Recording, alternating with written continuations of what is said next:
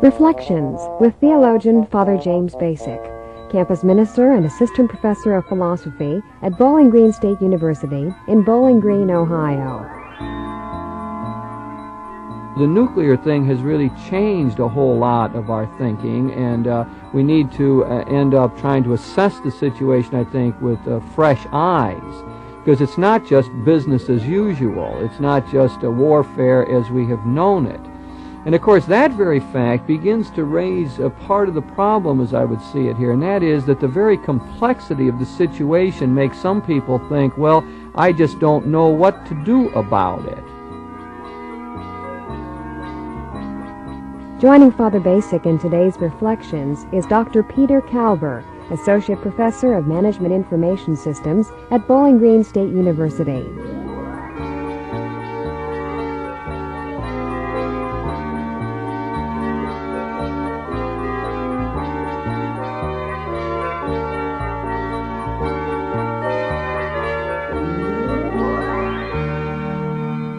Today's Reflections focuses on the topic of working for peace in a complex world. Here's Father Bacik. Pete, I'm glad we have the chance to talk for a while. One reason is because you come from such an interesting background. I happen to know that you are both a philosopher and someone interested in computers, and Correct. One doesn't find that combination too often. I know you formerly taught in the philosophy department at Bowling Green. We've talked at that level on occasion, and now you teach in the business college, right? Yeah, I teach management information systems in the business college at Bowling Green University, and I used to teach in the computer science department there also. So it's an interesting combination of computers and of a philosophical background. It puts you in a good position to make a contribution in this world. I want to direct your attention again to the question of peace and war, and especially to the nuclear threat that exists in our world today. That is something, of course, that is a modern problem. For those of us who work out of the Christian tradition, we can't just go to our Bible and find simple answers to that kind of question. You know, that becomes much more complex for us, and we have to do some thinking about it. And it's only, of course, in our own time that this weaponry has been developed, and so we have not had a lot of time to really be thinking about it. I got a quote here from Albert Einstein. He said, "The splitting of the atom has changed everything save our modes of thinking, and thus we drift towards unparalleled catastrophe." It seems that what is called for here is some other mode of thinking, some other way of beginning to deal with these problems. So the nuclear thing has really changed a whole lot of our thinking, and we need to end up trying to assess the situation, I think, with fresh eyes, because it's not just business as usual. It's not just a warfare as we have known it. And of course, that very fact begins to raise a part of the problem, as I would see it here, and that is that the very complexity of the situation makes some people think, well, I just don't know what to do about it. I don't know, I can't decide one way or the other, or I'm really not going to think about it because that's the business of the experts. So we begin to look at our world and we see this confrontation between the United States and the Soviet Union, and we hear all this business about how many missiles each side has and where they're located and the multiple warheads that they have and the new weaponry and what cruise missiles can do that other missiles can't do. And we hear about a neutron bomb that is supposed to destroy people and not things. And it goes on like that, and we're saying, well, geez, I don't know what that's all about. And then we hear people on both sides of the issue. We hear government people saying, no, we have to build more weapons.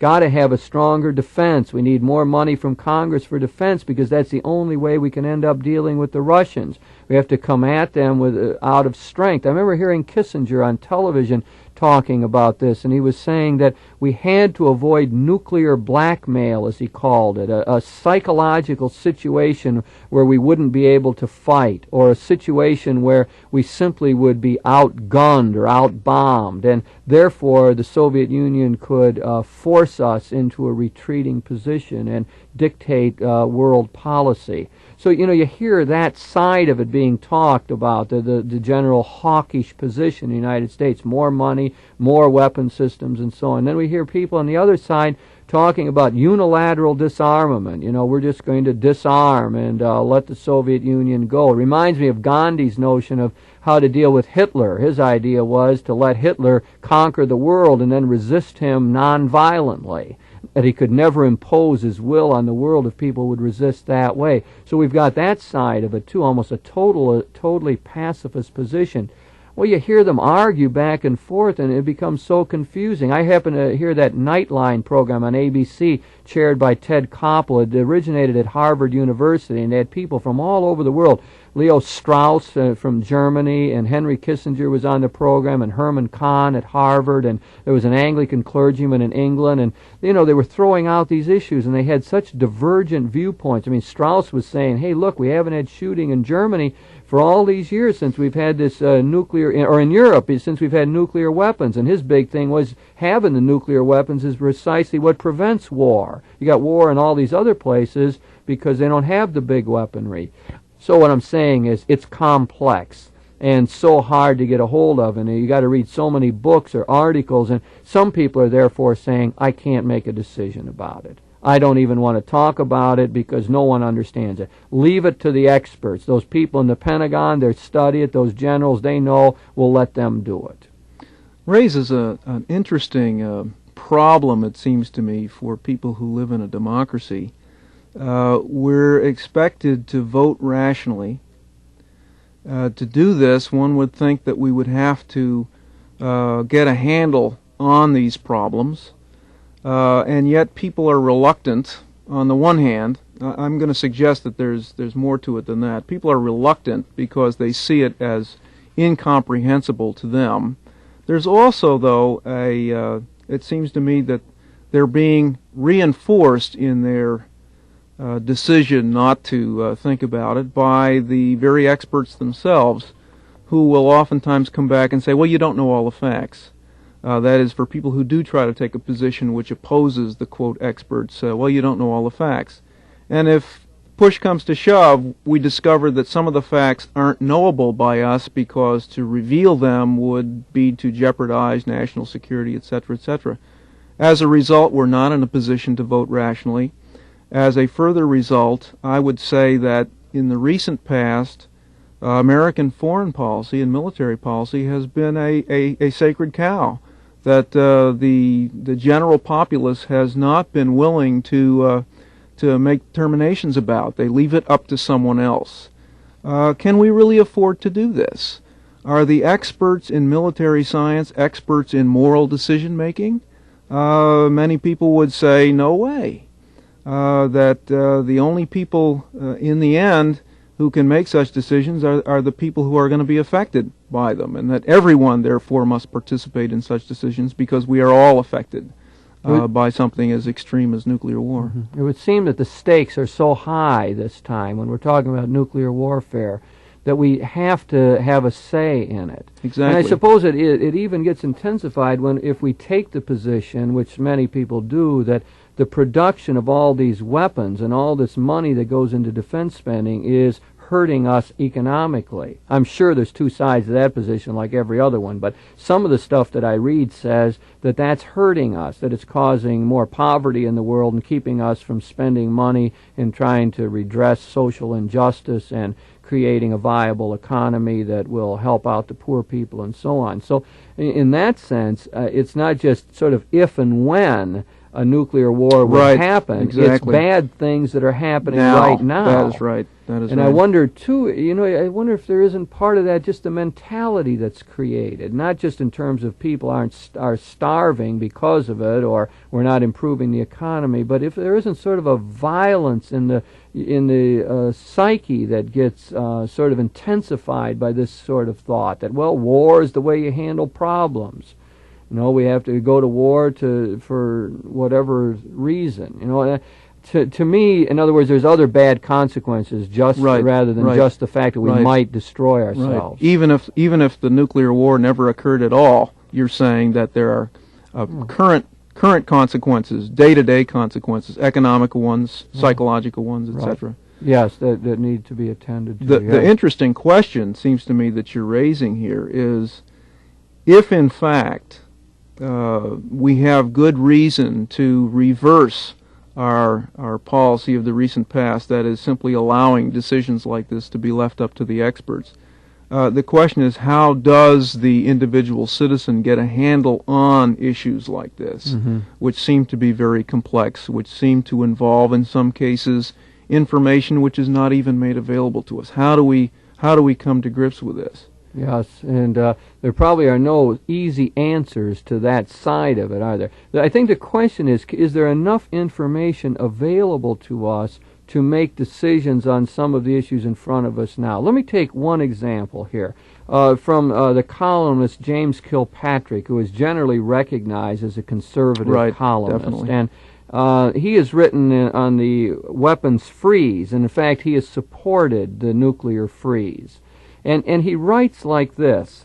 He says, "What earthly difference does it make if the Soviet Union has 7,868 megatons of destructive capacity and we have only 3,505 megatons?"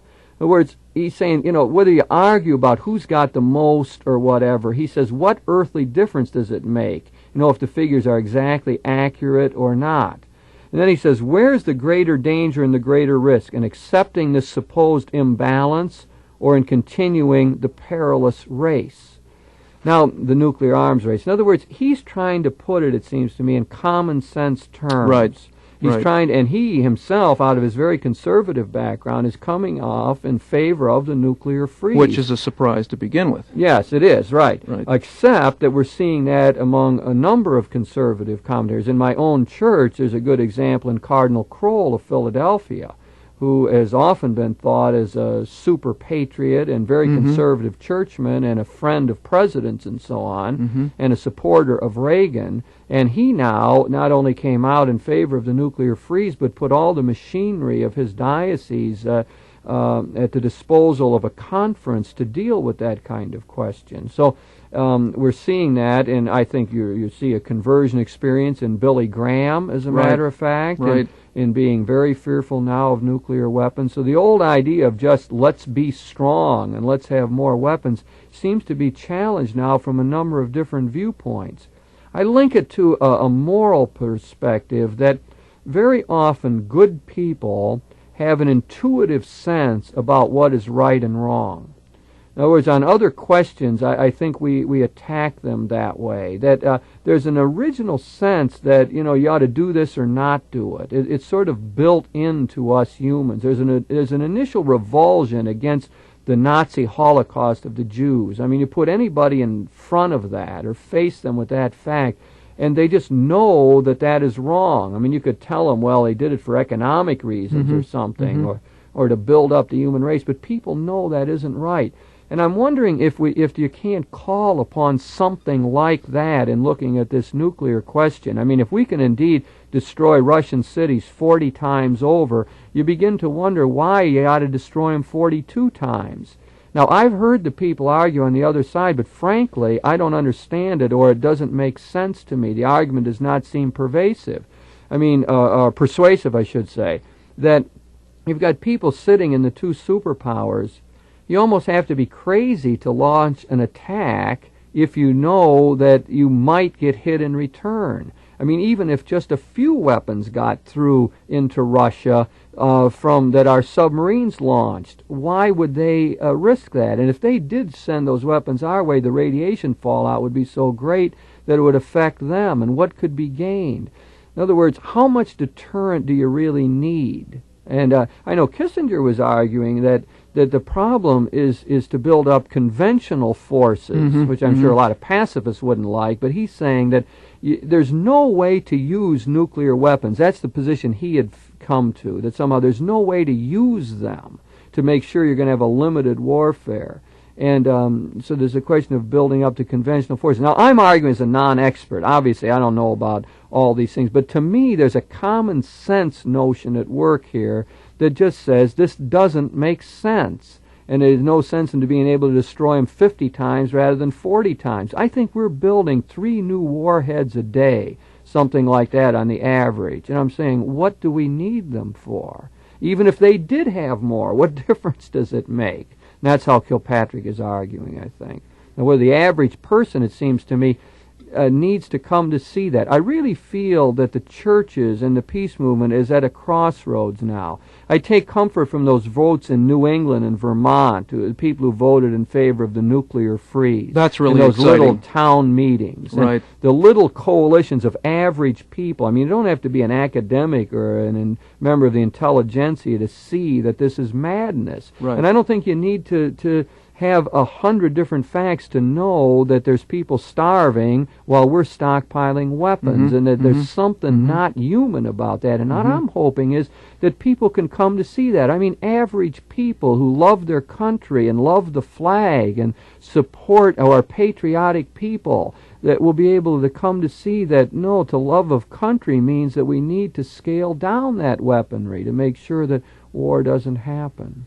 I think in making your shift or suggesting a shift of perspective from all of the technical arguments and all of the technical details to an intuitive or common sense or maybe even based on experience, moral point of view is an interesting one, and I'd like to sort of indicate to you what led me to all of a sudden get heavily involved in the peace movement, and that really involved a moral perception as opposed to worrying about footnote 63 on page 484, which referred to some government document someplace.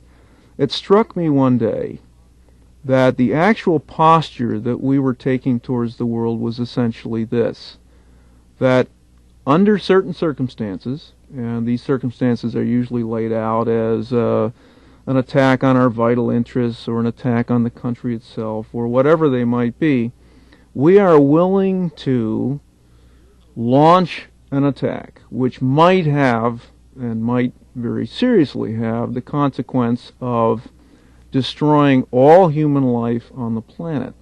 And that we were actually addressing this to a world which includes millions and millions of people who do not participate in any sense in the sophomoric disputes that the USSR and the USA are involved in, people who are completely outside the confrontation, women, children, priests, nuns, doctors,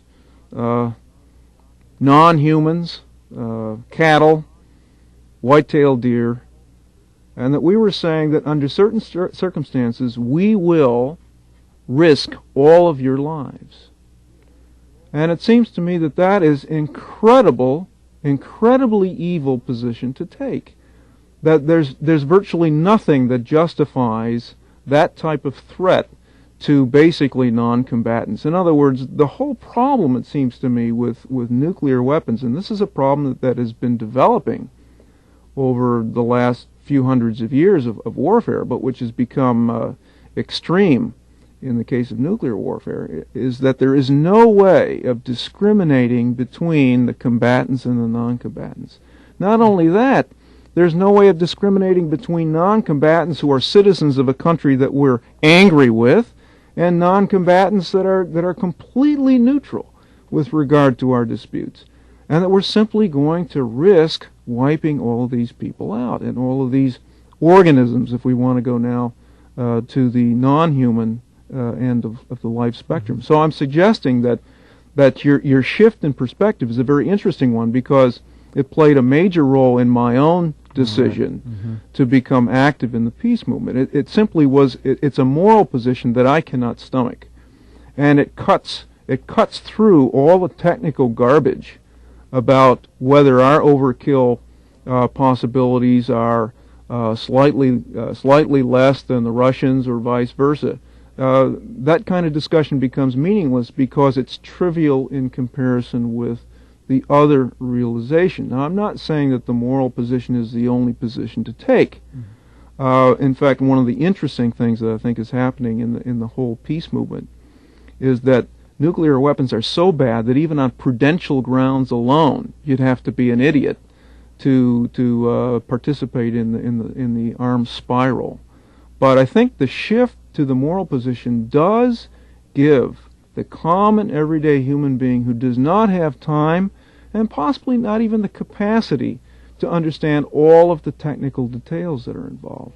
There's a way to cut through that and see that it's simply wrong. And once you see that, to start thinking in terms of some alternative, because what you say is, there's got to be some other way, and I will start looking around, working with other people, forming coalitions to find some other way. Mm-hmm. Simply because the other way is unacceptable to a normal thinking human being. Exactly. Now, it's interesting that the Church, I think, has moved in this direction in our official kind of statements, that as nuclear weapons have been developed, there have been stronger and stronger papal statements against their use. I might just read you a couple quotes here, Pete, about this that might bring this out a little bit. There was a statement here by Pope Paul VI when he was talking to the United Nations General Assembly. He said, as long as men and women remain those weak, changeable, and wicked beings that they often show themselves to be, defensive arms will unfortunately be necessary. So he said he did get that in there, that the defensive weapons are possible. Mm-hmm. But as time went on, we see in the Church statements that even begin to question that kind of thing. This is out of the Second Vatican Council. It says, for acts of war involving these weapons, the nuclear weapons, can inflict massive and indiscriminate destruction, far exceeding the bounds of legitimate defense. With these truths in mind, this most holy synod makes its own the condemnation of total war, already pronounced by recent popes, and issues the following declaration. Any act of war aimed indiscriminately at the destruction of entire cities or extensive areas along with their populations a crime against God and humankind. It merits unequivocal and unhesitating condemnation. Now, I think as time goes on, it begins to be even stronger. I mean, the argument now really is whether we even can possess such weapons. Catholic bishops are right now in process of working out a document that will be issued in November of this year, in which the major issue that they are now dealing with is the mere possession of a deterrent immoral in itself. In other words, they're already past the idea any use of the nuclear weapons is clearly wrong. Most are saying that the threat to threaten their use is also wrong. Which is really what I was suggesting from a moral position a few minutes ago. Right. And now they're moving to the question, and this seems to be the debatable point now, is the possession of nuclear weaponry wrong in itself? And I'm sure there is striking debate going on that question right now. But I guess the major point I'm trying to bring out here is that the church leaders have begun to see this, that it is a new ball game, and that we can't deal with this question simply as we have in the past. Leave it to the experts. Right. Yeah. Now, many of the leaders are adopting an element of the just war theory. You know, in the Christian world, we've had really two traditions: a pacifist tradition, as we see in Jesus and St. Paul talked about it, and St. Francis of Assisi, and so on. On the other hand, we've had a just war theory that got developed by Augustine and Aquinas, and so on. And in that just war theory, it is a matter, is the good you accomplish by the war going to outweigh the bad and evil consequences of it? And many are arguing on that basis that no, it is not thinkable, that nuclear war just can't be on that sort of common sense basis. It's going to do too much harm. There isn't any good that you can accomplish in that way that would outweigh the terrible destruction of our civilization. Now, again, it seems to me the average conservative person, the good American citizen, and the solid member of a church, and in my own case, members of my Catholic community, can see that kind of argument, that on a very traditional just war theory, that you have to ask yourself, is the good that would be gained really proportionate to the evil that is bound to happen? And I think that many people now are beginning to say, no, it really isn't, and therefore any use of nuclear weapons is simply ruled out on that, again, I think, sort of common sense kind of basis. That's interesting. That presents, or what we've been talking about, present a number of arguments in favor of people depending on their own sense of what is right and wrong, what makes sense, what doesn't make sense, what is rational, what is irrational. I think one can come at it the other way also and question the experts themselves. One thing that's been commented on by many people is that as experts become more and more expert in a particular area, they lose an ability to synthesize across many areas and start taking a very narrow perspective of things based on their area of expertise. What we're talking about now is not a narrow area of overkill or something like this.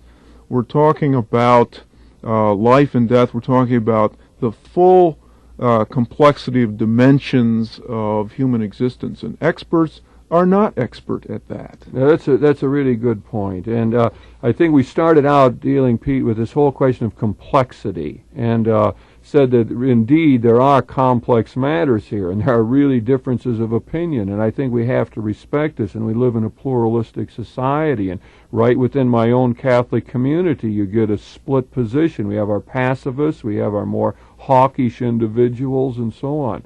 And so there isn't often one clear kind of answer to this. And yet we were trying to search out a way of dealing with this, and I suppose suggesting a more common sense approach where we really get in touch with the terrible destructive power of nuclear weapons and begin to feel the need to just make sure that that isn't going to occur in our world, that they will never get used.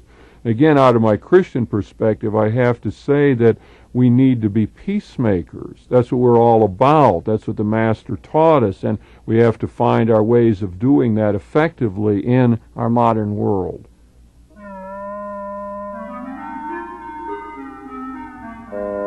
You've been listening to Reflections with your host, theologian Father James Bacik, campus minister and assistant professor of philosophy at Bowling Green State University in Bowling Green, Ohio. Joining Father Bacik in this discussion was Dr. Peter Calvert, Associate Professor of Management Information Systems at Bowling Green State University. The topic of this week's Reflections was Working for Peace in a Complex World. If you have any questions about today's program or any ideas for topics you'd like to hear discussed, please write to Reflections in care of WLQR, Toledo, Ohio, 43623. Produced in the studios of WLQR, Reflections is directed by Mary Beth Kirchner.